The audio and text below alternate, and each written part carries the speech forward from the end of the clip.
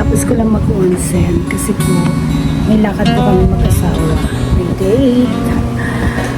Sana wag umulan kasi parang ngayon lang nag-start yung ulan. Pero yung pupuntahan namin malapit lang. At mamaya papasyal ko kayo doon. Ayan. At hindi po ito ang gamit ko. Magpapalit po ako. Ayan. Mamaya ulit. At ayan po. Paalis na kami. Ayan. Sana wag umulan ng malakas. Ayan. Maglalakad lang kami. May dala kaming paddle kasi malapit lang po siya. Summer na summer ang kanyang outfit. May dala siyang bag. Ito na kami.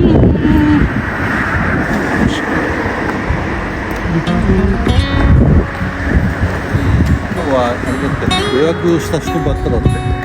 当。Reserve lang daw lahat. Hindi daw pwedeng hindi reserve. Yung mga kaibigan niya, yan. Yan yung may-ari. Yan ang tawag nila dyan, goma tofu. Tapos, yan, tempura. Tapos, ayan, naghihiwa yung may-ari ng sashimi.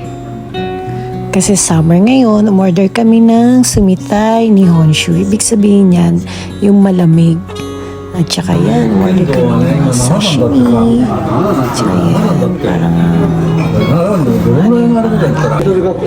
so yan, tingnan niyo, kain na ako ng kain.